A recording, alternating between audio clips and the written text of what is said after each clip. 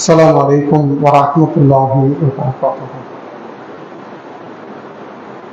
الحمد لله نحمده ونستعينه ونستغفره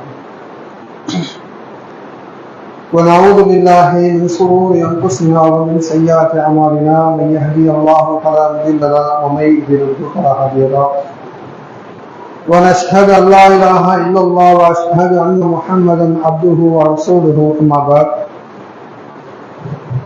فقد قال الله تعالى في القرآن العظيم والفرقان المجيد: أعوذ بالله من الشيطان الرجيم، بسم الله الرحمن الرحيم. يا أيها الناس اتقوا ربكم الذي خلقكم من نفس واحدة وخلق منها زوجها وبث منهما رجالا كثيرا ونساء، واتقوا الله الذي تساءلون به والأرحام إن الله كان عليكم رقيبا. يا أيها الذين آمنوا اتقوا الله حق تقاته ولا تموتن إلا وأنتم مسلمون. يا أيها الذين آمنوا اتقوا الله وقولوا قولا سديدا يصلح لكم أعمالكم ويغفر لكم ذنوبكم، ومن يطع الله ورسوله فقد فاز فوزا عظيما. وقال نبينا محمد رسول الله صلى الله عليه وسلم: إن أصدق الحديث كتاب الله وأحسن الهدي هدي محمد صلى الله عليه وسلم، وشر الأمور محدثاتها، كل محدثة بدعة وكل بدعة ضلالة وكل ضلالة في النار. قال رب اشرح لي صدري ويسر لي أمري واحلل عقدة من لساني يفقهوا قولي قل رب زدني علما. எல்லா புகழும் புகழ்ச்சியும் அகில உலகத்தை படைத்து பரிபாலிக்கின்ற ஏக அல்லாஹ்வுக்கே அனைத்து புகழும் உண்டாவட்டுமாக.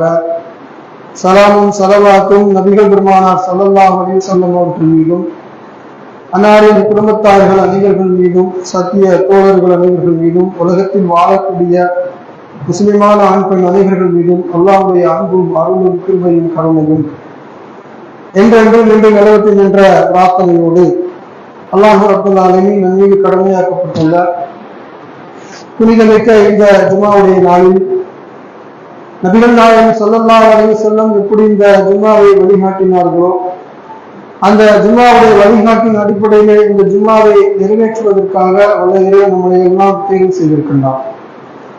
இந்த நேரத்திலே நாம் பேச எடுத்துள்ள தலைப்பு என்னவென்று சொன்னால், மரண நிகழ்வும் மன்னரை வாழும் என்ற தலைப்பு தேர்வு செய்திருக்கிறது. பொதுவாகவே மரணம் என்ற அந்த சிந்தனை மனிதன் கொஞ்ச நேரம் யோசித்து விட்டாலே இந்த உலக வாழ்க்கை எல்லாத்தையும் வெறுத்து விடுவான். அப்ப இது போன்ற மரண சிந்தனையுடைய அந்த செய்திகளை மக்களுக்கு எடுத்து சொல்லும் போது நமக்குள்ளே ஒரு பெரிய வித்தியாசமான மாற்றங்கள் ஏற்படக்கூடிய அளவிற்கு இந்த உரையின் வாயிலாக நாம் தெரிந்து கொள்கிறோம்.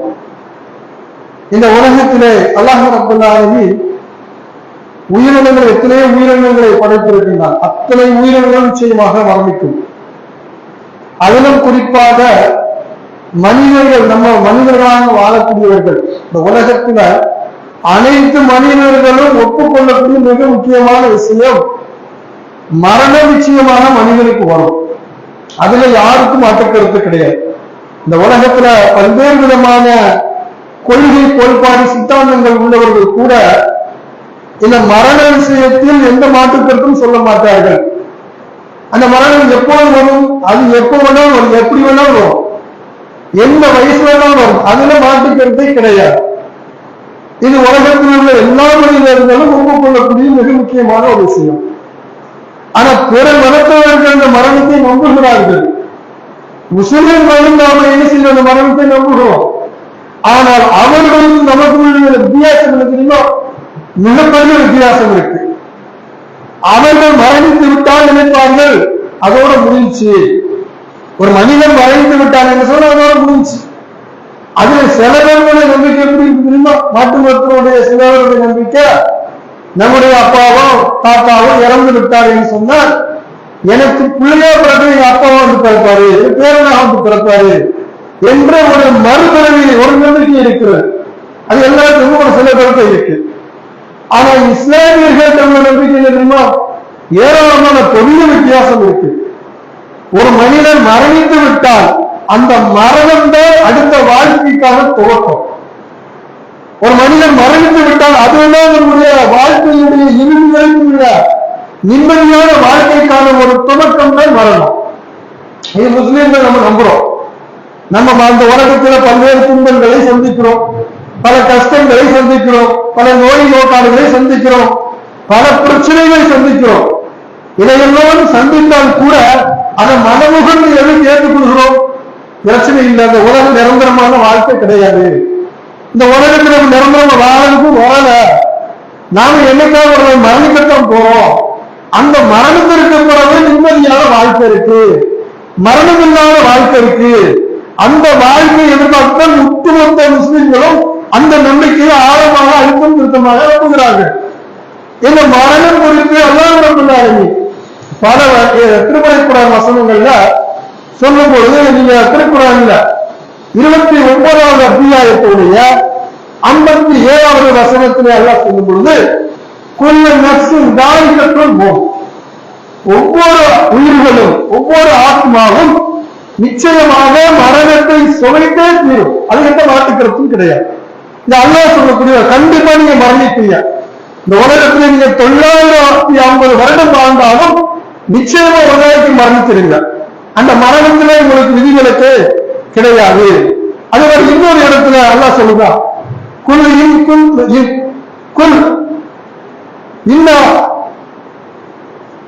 அல்லாஹ் ரப்பல் ஆலமீன் சொல்லும் பொழுது எந்த மரணத்தை கண்டு அல்லாஹ் சொல்லும் போது 62வது அத்தியாயம் 8வது வசனத்திலே சொல்லும் பொழுது, எதை கண்டு நீங்கள் விரைந்து ஓடுகிறீர்களோ.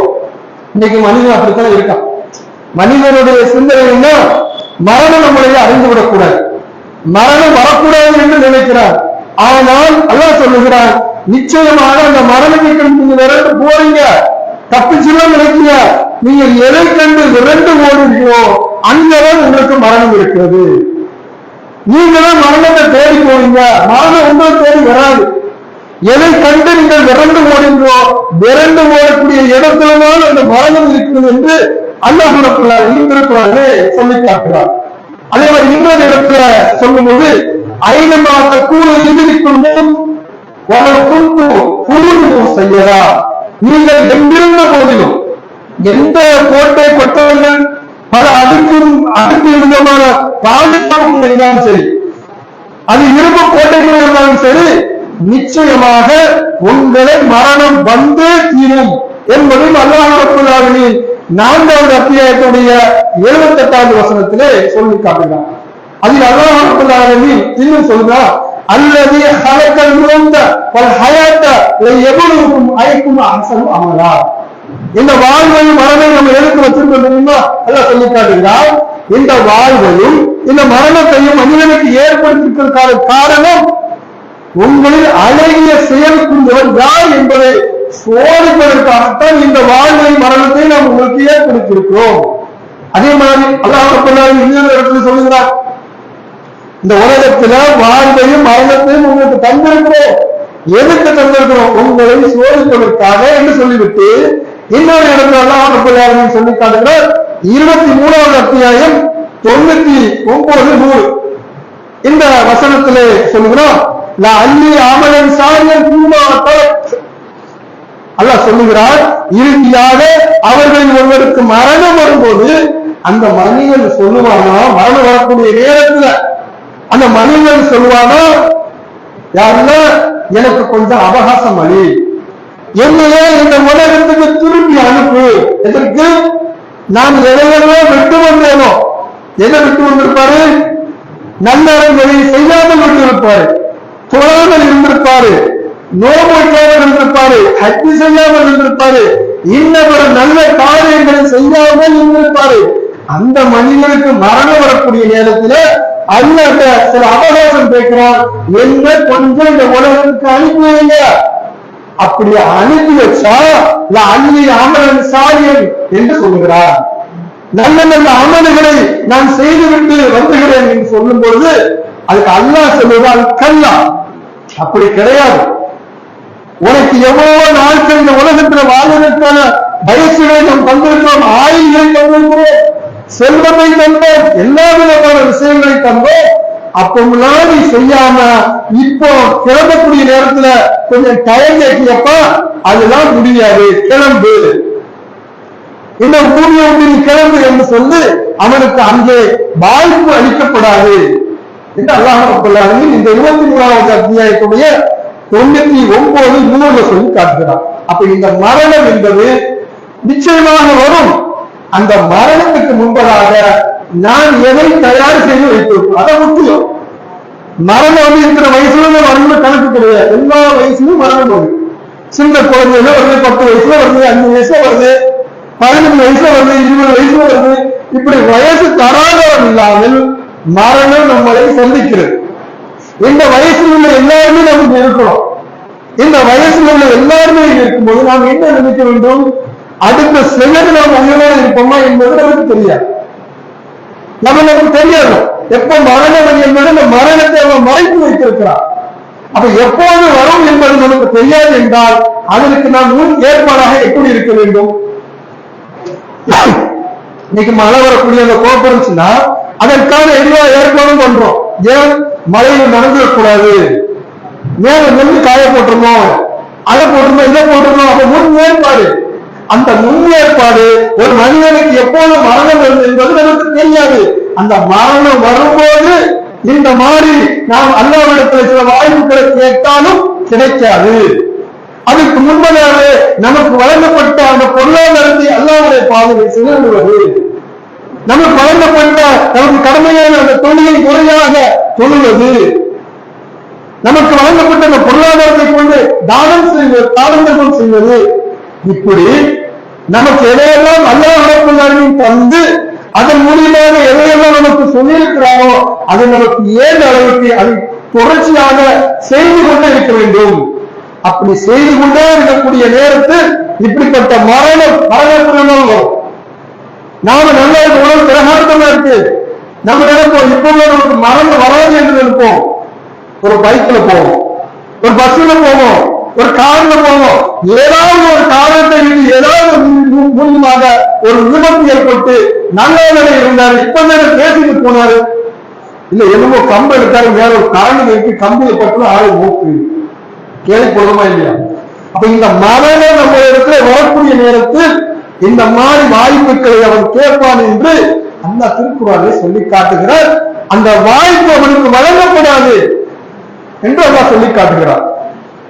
அப்ப இந்த மரணம் குறித்து இன்னும் அல்லாஹ்வுடைய தூதர் சொல்றாங்க, ஒரு மனிதனுக்கு மரணம் ஏற்படுத இந்த மரணத்தை நாம பார்க்கிறோம். எப்படி பார்க்கிறோம்? மரணம் ஒரு விபத்து, ஒரு ஆக்சிடென்ட். பைக்ல ஸ்பீடா போனாரு, 100 கிலோமீட்டர் ஸ்பீடா போனாரு, ஏர்காட்டுல பஸ்ல ஆக்சிடென்ட் ஆனாரு, ஸ்பாட் அவுட் அப்படின்னு நம்ம சொல்லுவோம். ஸ்பாட் நம்முடைய பார்வைக்கு தான் ஸ்பாட் அவுட். ஆனால் ஸ்பாட் அவுட் ஆனது அவர் உடம்புல உயிரிழந்து கொண்டிருக்க பல மணி நேரம் அவரிடத்திலே உரையாடல்கள் நடக்கும் என்று திருக்குறள் சொல்கிறது. பல மணி நேரம் நாம நினைக்கிறோம் ஸ்பாட் அவுட் நினைக்கிறோம், கிடையாது. ஸ்பாட் அவுட் நமக்கு தான். ஆனா அந்த மௌத்தை நெருங்கக்கூடிய நேரத்தில் அவரிடத்திலே பலவிதமான உரையாடல் அந்த மனிதனிடத்திலே நடக்கும்.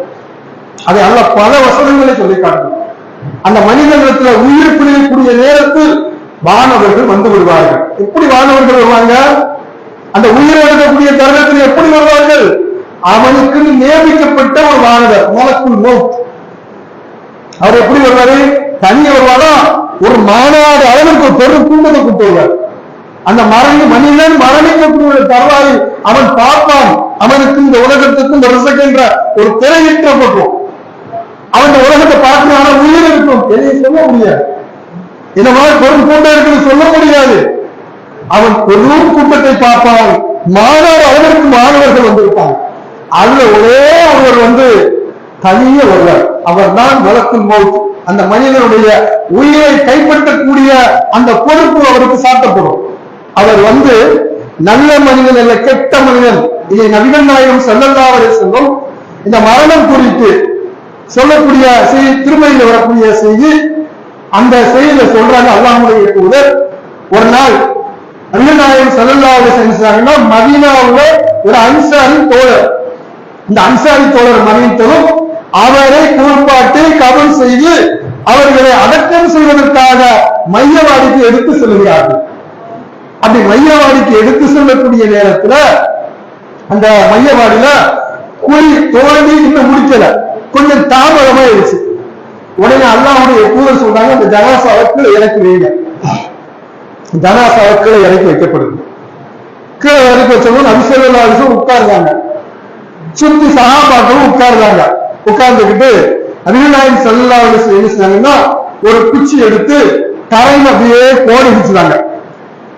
அப்ப தரையில அப்படியே கோடு பிடிக்கும் பொழுது சஹாபாக்கள் அப்படியே பார்க்கிறாங்க நபிகள் நாயகம் ஸல்லல்லாஹு அலைஹி வஸல்லம் அவர்கள். ஏன் பார்க்கிறாங்க? நபிகள் நாயகம் ஸல்லல்லாஹு அலைஹி வஸல்லம் ஒரு குச்சை எடுத்து தரையை கிள்ளுகிறார்கள் என்றால் ஏதோ ஒரு செய்தியை சொல்ல போகிறார்கள் என்ற அடிப்படையில் சஹாபாக்கள் நபிகளாரை கவனிக்கிறார்கள். எந்த அளவுக்கு கவனிக்கிறார்கள் என்பதை அந்த செய்தி நமக்கு சொல்லுகிறது. அவங்களுடைய இருந்துக்கூடிய நேரத்துல அவர்களுடைய தலையில் பறவைகள் உட்கார்ந்தா எப்படி அந்த மனிதன் ஆடாமல் அசையாமல் அந்த பறவை பறக்காமல் இருப்பதற்கு எப்படி இருப்பானோ அதே மாதிரி நாங்கள் நபிகள் நாயகம் ஸல்லல்லாஹு அலைஹி வஸல்லம் அவர்களை அப்படியே உத்து பார்த்தோம். எதை உத்து பார்த்தோம்? நபிகளார் ஏதோ ஒரு செய்தியை சொல்ல போகிறார்கள். ஜனாசாவை இறக்கி வைத்து விட்டு இந்த செய்தியை அல்லாஹ்வுடைய தூதர் சொன்னாங்க. அப்போ இப்படி செய்யும் பொழுது நபிகள் நாயகம் ஸல்லல்லாஹு அலைஹி வஸல்லம் அவர்கள் தன்னுடைய தலையை உயர்த்தி விட்டு சொன்னார்கள், நீங்கள் கபர் வேதனையிலிருந்து அல்லாஹ்விடத்தில் அதிகம் பாவமன்னிப்பு தருங்க, அதுல நீங்க அல்லாஹ்வோட பாதுகாப்பு தருங்க அப்படிங்கிறாங்க. அதை சொல்லிவிட்டு நீண்ட நேரம் செய்தி, இது வரக்கூடிய செய்தி எதுன்னா அகமதுல்லா, அதாவது 17,803வது செய்தி, நீண்ட நேரம் செய்தி. இந்த செய்தி ஏராளமான செய்திகளை சொல்றாங்க. அவங்க சொல்றாங்க, அந்த மனிதன் அந்த மக்கள்கிட்ட சஹாபாக்கள் சொல்ல, நீங்க கபர் வேதனையில் நீங்க அதிகமா அல்லாஹ்விடத்துல நீங்க பாதுகாப்பு தேடுங்க அப்படி சொல்றாங்க. ஒரு மனிதனுக்கு உயிர் எடுக்கக்கூடிய நேரத்தில் அந்த மனிதனுடைய உயிர் அங்கும் இங்கும் ஓடும். கெட்ட மனிதனுடைய உயிர், அந்த உயிர் எப்படி அந்த வாகனங்கள் கைப்பற்றுவார்கள் என்று சொன்னால் பெரும்பெரும் தடிகளை வைத்து அந்த மனிதனுடைய அவனுடைய உயிரை வெளியேற்றப்படும். ஒரு உதாரணத்தின் மூலமா சொல்றாங்க, எப்படி ஒரு மனிதனுடைய உயிர் எப்படி அதோட கெட்ட மனிதனுடைய உயிரை எப்படி கைப்பற்றப்படும் என்றால் ஈரக்கம்பியை, அந்த ஈரக்கம்பியுடைய நோமத்தை எப்படி ஒரு மனிதன் புடுங்கினால் புடுங்க வராதோ அப்படி அவனுடைய உடம்பிலிருந்து உயிர் வெளியேற்றப்படும், பிச்சு எடுக்கப்படும் என்று நபிகள் நாயகம் ஸல்லல்லாஹு அலைஹி வஸல்லம் அவங்க சொல்றாங்க. இது கெட்ட மனிதனுக்கு அந்த உயிரை வெளியேற்று ஒரு தட்டுல வச்சு நேர வானகத்துக்கு போயிடுவாங்க. ஸ்பாட்ல உயிர் போன நடக்கக்கூடிய அந்த ப்ராசஸ், உயிர் அவனுடைய உடம்புல இருந்து வெளியேற்றப்பட்டதும் நடக்கக்கூடிய வேலை நேர வானகத்துக்கு கொண்டு விடுவாங்க. வானகத்துக்கு கொண்டு போனா அங்கே கதவுகள் என்பதாக குர்ஆனை சொல்லி காட்டுகிறார்.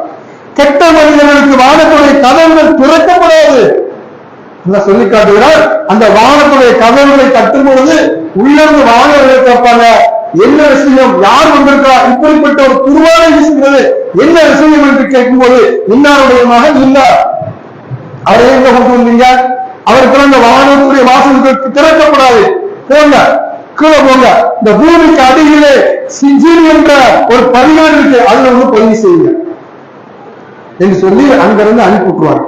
நேர பூமிக்கு இந்த பூமியிலே செஜின் என்ற பூமிக்கு அடியில் இருக்கக்கூடிய அந்த கைதிகளுடைய புத்தகத்தில் பதிவு செய்யப்படும். பதிவு செய்ய திரும்பி அவனுடைய உடம்புல அவனுடைய உயிரை கொண்டாந்து விட்டுரும். உயிர் இருக்காது, ஆத்மா அவனுடைய உடம்புல இருந்து கொண்டு அல்லாஹ்வுடைய தூதர் சொல்றாங்க. எப்படி சொன்னாங்க? ஒரு மனிதனுடைய அந்த ஜனாசாவை குளிப்பாட்டு அவனுக்கு கபன் செய்து அவனை ஜனாசாவை அதாவது சந்தூர்களை தூக்கி வச்சு அவனை கொண்டு செல்லக்கூடிய நேரத்தில் அவன் கத்துவான், கதறுவான். எப்படி சொல்லுவான்? இனி எங்க கொண்டு போறீங்க, இனி எங்க கொண்டு போறீங்க என்று கத்துவான். அந்த கத்துதலை பற்றி பெருமானார் ஸல்லல்லாஹு அலைஹி வஸல்லம் அவன் கத்தக்கூடிய அந்த கூச்சலை அல்லாஹ் தடை செய்திருக்கிறான். மக்களுக்கு கேட்கறதுக்கு, மனிதர்களுக்கும் சின்னங்களுக்கும் கேட்கறதுக்கு அதை அல்லாஹ் மறைத்திருக்கிறான். ஆனால் உலகத்துல வாழக்கூடிய உயிரினங்கள் அனைத்தும் அதை செவிதாழ்த்தி கேட்கிறோம்.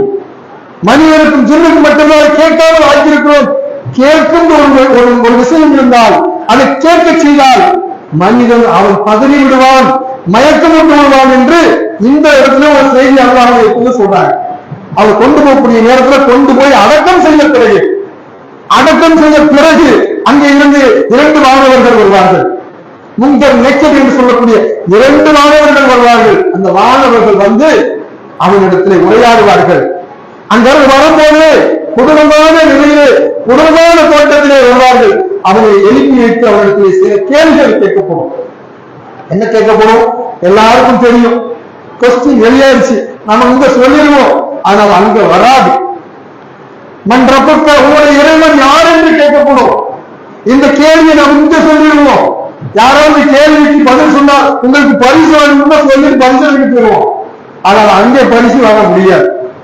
மன்றப்பட்ட உங்களுடைய இறைவன் யார் என்று கேட்டால் அங்கே ஒரு நல்ல மனிதனாக இருந்தால், அல்லாஹ்வுக்கு கட்டுப்பட்டவனாக இருந்தால், தூதருக்கு கட்டுப்பட்டவனாக இருந்தால் சொல்ல என்னுடைய இறைவன் அல்ல என்று சொல்லுவோம். ஆனால் அங்கே வராது. கெட்ட மனிதனுக்கு வராது.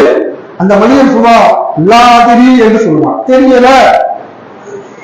அடுத்து மந்தீனுக்கா உன்னுடைய மார்க்கம் என்ன? நான் தெரியல. இந்த மனிதரை பத்தியாவது தெரியுமா? நபிகள் நாயகத்தை நம்ம பார்த்ததே கிடையாது. ஆனால் நபிகள் நாயகத்தை ஒவ்வொரு மனிதர்களும் இந்த உலகத்துல அவன் முஸ்லீமா இருந்தாலும் சரி, இணைப்பனவனா இருந்தாலும் சரி, காபிரா இருந்தாலும் சரி, அனைவர்களும் கண்டிப்பாக நபிகளாரை பார்ப்போம்.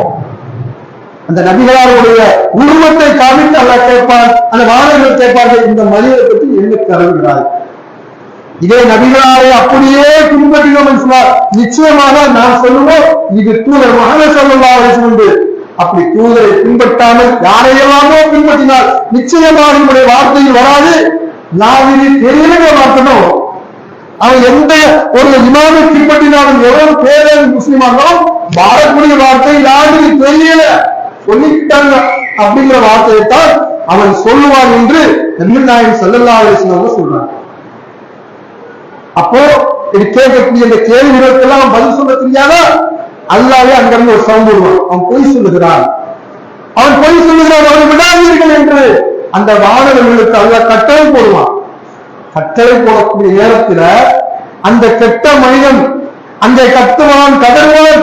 அவர்கள் கொண்டு வந்த மிகப்பெரிய ஜம்மத்தை, மிகப்பெரிய ஒரு சிக்னல் அவனுடைய காலுக்கு 2 கால்கள் மத்தியிலே புரடியிலே ஓங்கி ஆயப்படும்.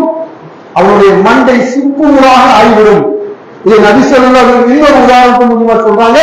அந்த சம்பட்டியை வைத்து மிக பெரும் கட்டுமையான வலிமை கொண்ட ஒரு பாறையை அடித்தால், அந்த மலையை அடித்தால் மலை சுக்குநூறாக மாறிவிடும், அது குருதியாக மாறிவிடும். அப்படிப்பட்ட கொடூரமான வேதனை அந்த கபரில் இருக்கிறது. இது எது வரைக்கும் இருக்கு? இந்த கேள்வி கேட்கக்கூடிய நேரத்தில் மட்டுமா இருக்கு? கிடையாது.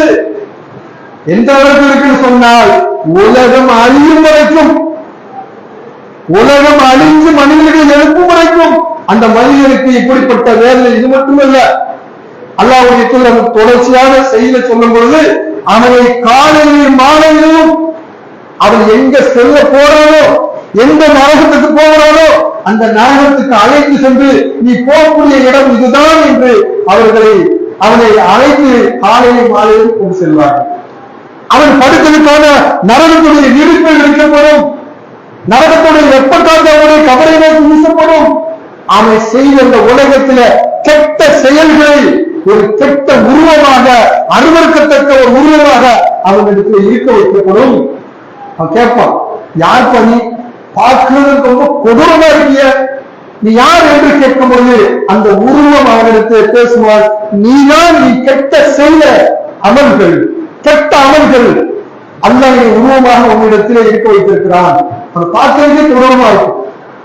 இப்படிப்பட்ட வேலையில் நீ ஒரு பக்கமா அப்படின்னு சொல்லுவோம்.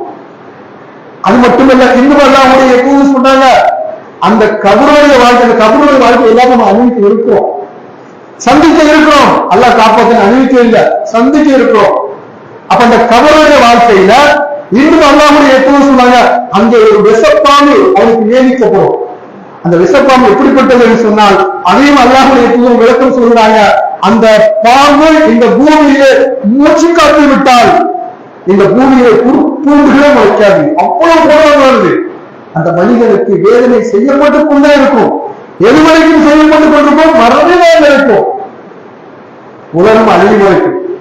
அப்ப அந்த மனிதன் சொல்லுவானா, யாரெல்லாம் மரணை நாள் வந்துவிடக் கூடாது, இதே கொடூரமா இருக்கு, இதனோட அதனை தீர்க்கிறார், இது சும்மா ஒரு சாம்பிள் தான், இது சும்மா செய்ய ஒரு கைது மாதிரி வைக்கப்பட்டிருக்கு, அவ்வளவுதான். ஆனால் தண்டனை என்பது இதுக்கு பிறகுதான் இருக்கு.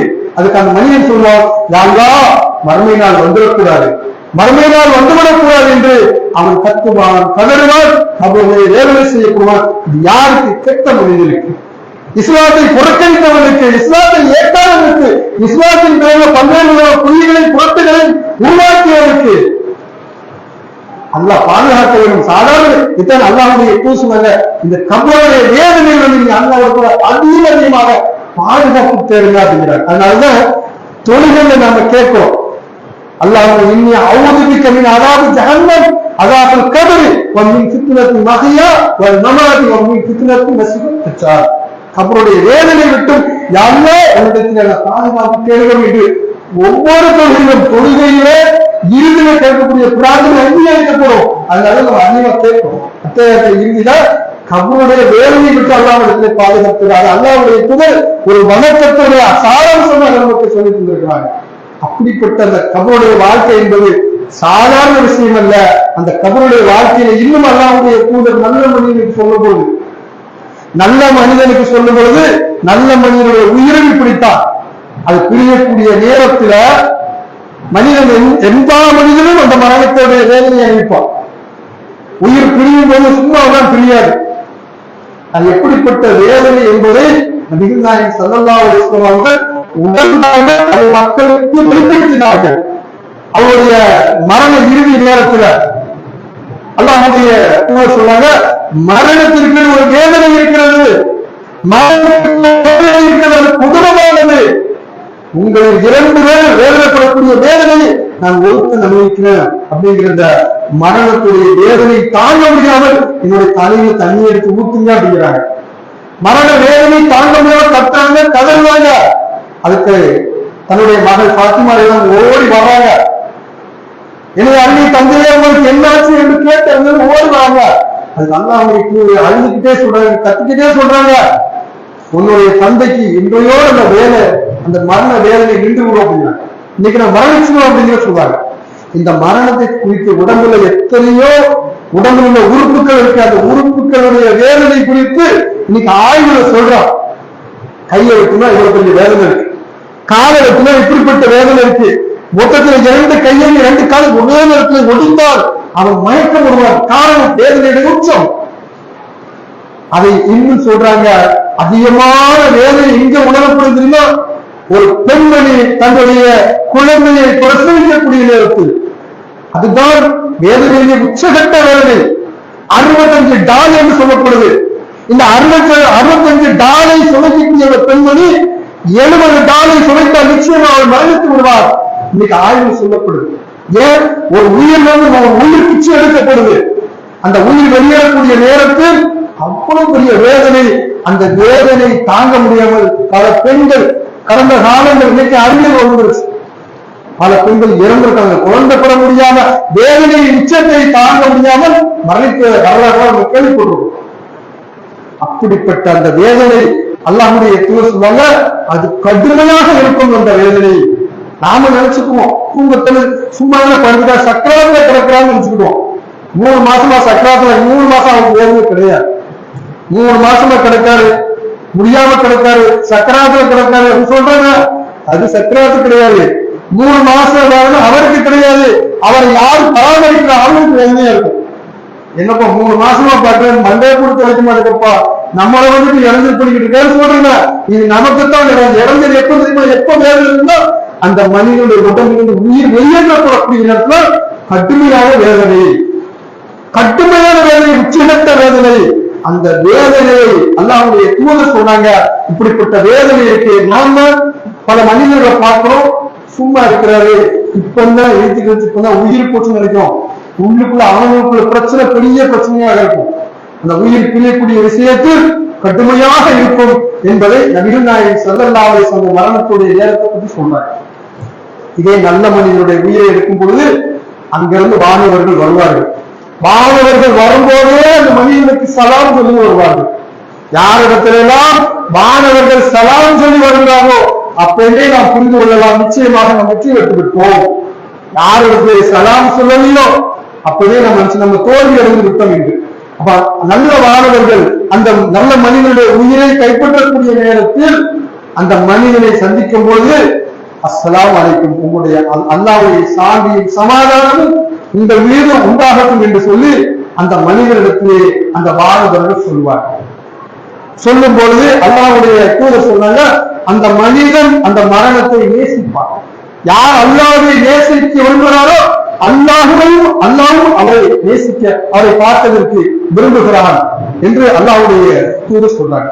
அப்ப இப்படிப்பட்ட அந்த மரணம் என்பது சாதாரண விஷயம் இல்லை. அந்த மரணம் நெருங்கக்கூடிய நேரத்தில் நாம எந்த வாய்ப்பு கேட்டாலும் அந்த வாய்ப்பு கிடைக்காது என்பதை அல்லாஹ் திருமறை குர்ஆனிலே சொல்லி காட்டுகிறார்.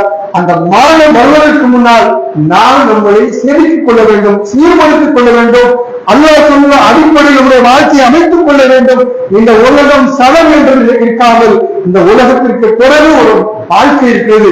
அந்த வாழ்க்கை என்பது நீண்ட நெடும் வாழ்க்கை, நிம்மதியான வாழ்க்கை, அழியாத வாழ்க்கை. அந்த வாழ்க்கையில நம்ம சந்தோஷமாக இருக்கும்னா இந்த உலகத்துல அல்லாஹ் நமக்கு கடமையாக்கின தொழுகை மிக அவசியம். இன்னைக்கு தௌஹீத் வாலியம் சொல்லுகிறோம், ஆனா நிறைய பேர் தொழுகை கிடையாது. தொழுகை மிக மிக அவசியமானது. அடிப்படை விஷயமே தொழுகை தான். அந்த தொழுகை இல்லை என்று சொன்னால் நம்ம இடத்திலே கொள்கை ஒன்று போச்சு. அப்ப இந்த தொழுகை தான் மிக முக்கியமானது அம்சமாக இருக்கிறது. கொள்கை மட்டும் போதும், அந்த கொள்கை வைத்து நேரடியாக சொர்க்கம் முடியாது. கொள்கை இருந்துச்சு என்று சொன்னால் என்ன செய்ய முடியும்? நிரந்தரமா நரகத்துக்கு போக மாட்டோம். இந்த உலகத்துல சில வணக்க வழிபாடுகளை செய்யாம இருந்ததுக்கு பல ஆயிரம் வருடங்கள் நரகத்துல போட்டு அதுல புரட்டி எடுப்போம். இன வைக்காம இருந்தா அதுக்கு பிறகு நீ இன மட்டும் வைக்கல, அதனால ஓடு சொர்க்கத்துக்கு அனுப்புவான். அந்த நரகத்தை இந்த உலகத்துல எந்த மணி நரகத்துக்கு போயிருந்து அந்த கோயிலும் நினைக்கவே கூடாது. நரகம் என்பது கொடூரமானது. அதிலே அல்லாஹ் ரப்பல் ஆலமீன் சொல்கிறார், அதிலே கொடூரமான வானவர்கள் நியமிக்கப்படுவார்கள். அவர்கள் ஒருபோதும் உங்களுக்கு இறக்கப்பட மாட்டார்கள். அவர்கள் செவிடர்கள், நீங்க என்ன கத்துறது அவர்கள் கண்டுகொள்ளவே மாட்டார்கள் என்று அல்லாஹ் திருக்குறானிலே நமக்கு சொல்லி காட்டுகிறான். அப்படிப்பட்ட மரணம் வருவதற்கு முன்னால் நாம் நம்மை சீர்படுத்திக் கொண்டு நல்ல மனிதர்களாக நம்முடைய வணக்க வழிபாடுகளை அழகான முறையை செய்து இருந்தோம் என்று சொன்னால் அந்த மரணம் வரும்போது சந்தோஷமாக அந்த மரணத்தை நாம் எதிர்கொள்வோம். இல்லை என்றால் அந்த மரணம் வரும்போது அல்லாஹ்விடத்திலே அந்த வானவரிடத்திலே அவகாசம் தரும்.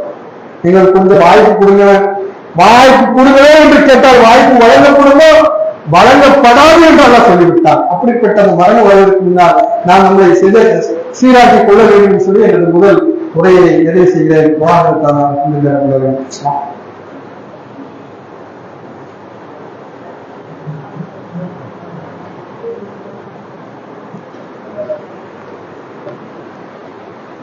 அல்ஹம்துலில்லாஹ் நஹ்மதுஹு வ நஸ்தஈனுஹு வ நஸ்தக்ஃபிருஹு வ நஊது பில்லாஹி மின் ஷுரூரி அன்ஃபுஸினா வ மின் ஸய்யிஆத்தி அமாலினா மை யஹ்திஹில்லாஹு ஃபலா முதில்ல லஹு வ மை யுத்லில் ஃபலா ஹாதிய லஹு. கண்ணியத்திற்குரிய எல்லாம் வல்ல அல்லாஹ்வின் நல்லடியார்களே, இந்த ஜும்மாவுடைய சிறப்பை பற்றி நாம் எல்லோருமே விளங்கியிருப்போம். ஜும்மாவுடைய நாள் என்பது சாதாரண நாள் கிடையாது. இந்த ஜும்மாவுடைய நாட்களிலே அல்லாஹ்வுடைய தூதர் சொன்னாங்க, அதாவது சூரியன் உதிக்கக்கூடிய நாட்களிலே மிகச்சிறந்த நாள் என்று சொன்னால் அது வெள்ளிக்கிழமை தான் அப்படிங்கிறாங்க. ஏன் வெள்ளிக்கிழமை மென்ஷன் பண்றாங்க அப்படின்னா, வெள்ளிக்கிழமை தான் உலகம் அழியும். அல்லாஹ் எப்படிப்பட்ட ஒரு அழகான ஒரு அமலை நமக்கு தந்திருக்கோம் பாருங்க. வெள்ளிக்கிழமையில எல்லாருமே முஸ்லீமா இருப்பாங்க. வெள்ளிக்கிழமை முஸ்லீம் தாய் போட்டுக்கோங்க. மற்ற நாட்கள் முஸ்லீமா இருக்க மாட்டாரு, ஆனா வெள்ளிக்கிழமை மட்டும் முஸ்லீமா இருப்பாரு. ஏன் தொழுகைக்கு வந்துட்டாரு.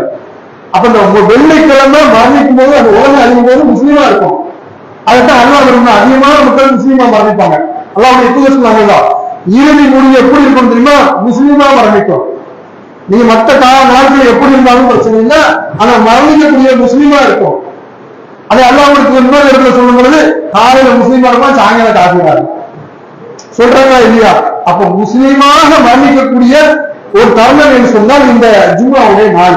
அன்னைக்குத்தான் வெள்ளிக்கிழமை, அன்னைக்குத்தான் இந்த உலகம் அழிக்கப்படும். சூரியன் உதிக்கப்பட நாட்களிலே வெள்ளிக்கிழமை சிறந்த நாள் என்பதைதான் அல்லாஹ்வுடைய தூதர் சொல்றாங்க. நாம அந்த வெள்ளிக்கிழமையுடைய சிறப்பை பற்றி விளைஞ்சிருக்கோம். வெள்ளிக்கிழமை என்பது ஒரு சிறப்பு தொழுகை இருக்கிறது. இபாதத், முக்கியமான இபாதத். 2 ரக்காயத்து 4 ரக்காயத்து தொடரக்கூடிய அந்த தொழுகையை 2 ரக்காயத்தாக நமக்கு அல்லாஹ் ரப்பல் ஆலமீன் சுருக்கி தந்திருக்கிறார். பெருநா தொழுகை வெள்ளிக்கிழமை வந்துச்சுன்னா நீங்க பெருநா மட்டும் தொழுனா போகும், ஜும்மா கூட போக தேவையில்லை. அது பெருநா தொழுனா ஜும்மா மட்டும் தொழுனா போகும். இந்த 2 தொழுகையும் ஒரு நாள் வந்துச்சுன்னா ஒரு தொழுகை தொழுனா போகும். இந்த சலுகைலாம் இருக்கு. ஆனா மற்ற நாட்கள்ல ஜும்மாவை விடவே கூடாது. அது எப்பேற்பட்ட லாபம் வந்தாலும் சரி, எப்பேற்பட்ட பொருளாதாரத்துடைய மேன்மை வந்தாலும் அந்த வெள்ளிக்கிழமையில அதை விட்டுவிட வேண்டும். பள்ளிவாசல் அல்லாஹ்வை நினைவுறுவதற்கு நீங்கள் புறப்பட்டு விட வேண்டும். பள்ளிவாசலை நீங்கள் தஞ்சம் அடைய வேண்டும் என்றெல்லாம் அல்லாஹ் திருக்குறானில் நமக்கு சொல்லித் தருகிறார். இந்த வெள்ளிக்கிழமையில முதலாவது வருவதற்கு என்ன கூலி யாருக்கு தெரியாது.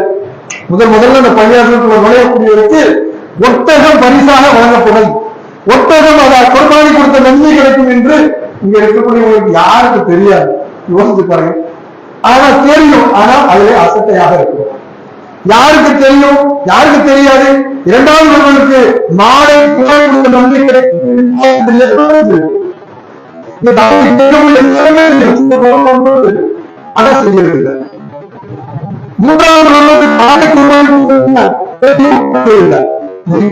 என்ன சொல்றோம்னா, இதெல்லாம் நமக்கு தெரிந்த அசட்டையாக இருக்க என்ன காரணம்? அதோடைய பெண்பதி நமக்கு தெரியல.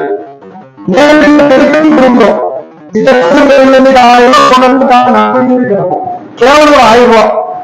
ஆனா அல்லாஹ்வுடைய தூதர் வெள்ளிக்கிழமை இவ்வளவு சிறப்பு இருக்கு. அப்படிப்பட்ட சிறப்புக்காக வேலைக்கு போறதில்லை, எந்த விதிக்கும் போறதில்லை. வெள்ளிக்கிழமை வீட்டுல இருக்கும். ஆனா ஏன் நேரமா பள்ளிக்கூடமா இருக்கும்? இவ்வளவு நன்மைகள் இருக்கு வெள்ளிக்கிழமையில. அந்த நன்மைக்கு அடையக்கூடிய மக்கள் ஒவ்வொரு வெள்ளிக்கிழமையும் அடையணும்.